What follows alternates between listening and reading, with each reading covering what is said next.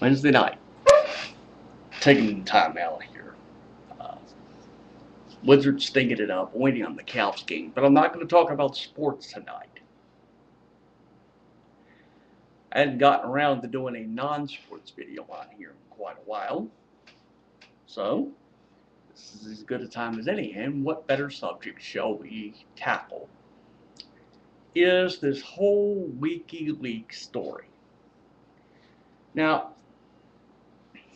I have to take into consideration the fact that the vast majority of you, who deal with YouTube, uh, are under 30 or under 20. Who knows this day and age?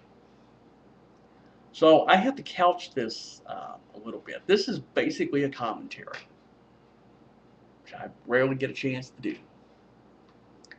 But I think it's basically, and I'm doing this as a history lesson, because there are comparisons to what's going on here. Now, the uninitiated, you don't know the story. WikiLeaks is this website that has gotten their hands on all types of documents, delving into how, essentially, how America is perceived by the world, or vice versa. It's basically you get your hands on documents that are not super secret. These things, and I'm not saying these things are out in the open, but they uh, were classified, top secret, whatever the case may be, but it's in the public realm, more or less. And as they point out, it casts this negative light on diplomatic relations between America and the rest of the world. The guy who runs WikiLeaks, the man named uh, just Julian Assange, Assange. It's Assange. Assange. That would clear how you pronounce it.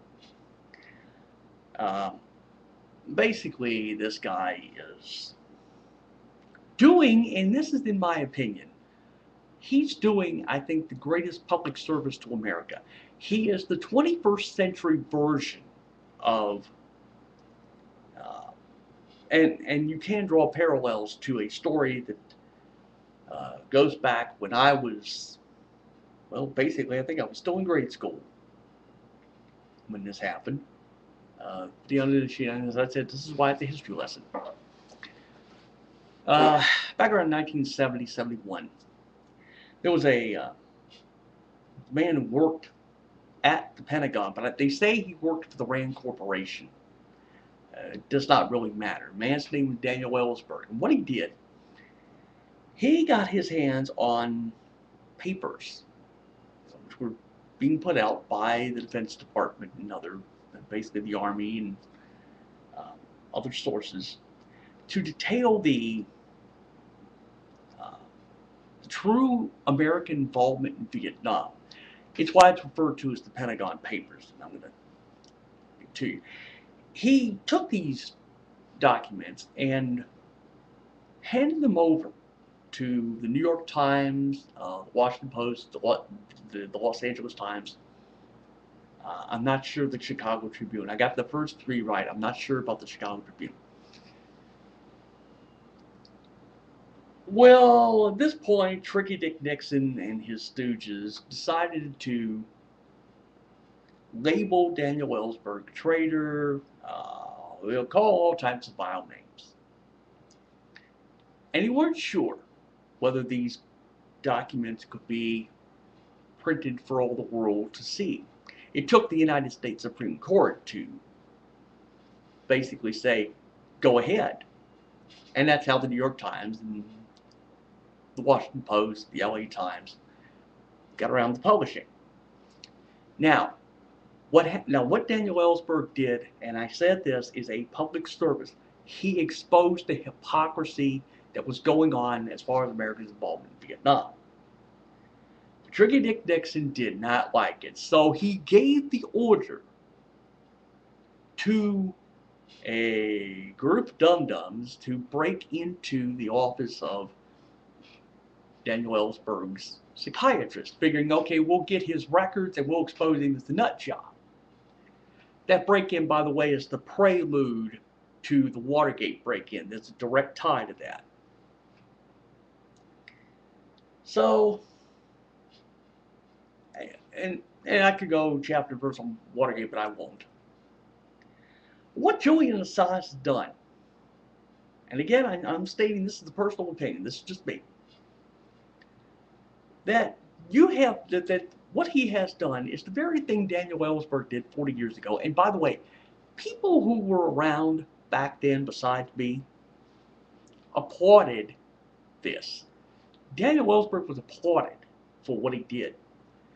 And the very people that applauded him are now in the Obama White House. Yeah, it's the ultimate in hypocrisy. And that's really what this is all about. It's all about hypocrisy. Yeah, I don't know. They keep saying, you keep hitting around that, they want to execute Julian Assange. I mean, why would you execute this guy? What are you doing? Why would you execute a guy for doing a public service? Now, there's a sidebar to this, as I understand it. I don't know the full aspect of it. I've only heard bits and pieces. There's a young man in his early 20s who is now sitting in the brig at the Quantico Marine Base in Virginia. He's sitting in the brig because what he did with this young man who was a private, but somehow had security clearance. By the way I understand it, he had security clearance. He had access to certain documents that, again, were not super secret or anything like that. It was, classified or what, anything like that. No, it was available for anybody within the military complex or whatever. Somehow, the way I heard this story was that he brought in some Lady Gaga CDs, DVDs, whatever, and he erased all the music and the videos and all that, and put this information on the CDs or DVDs, whichever one it was. And then he turned it over to the people with WikiLeaks. So what's not out for this, he's sitting in the brig in Quantico, basically on espionage charges. To show you the stupidity of these whack job teabagging fascists that you've now put into the House of Representatives.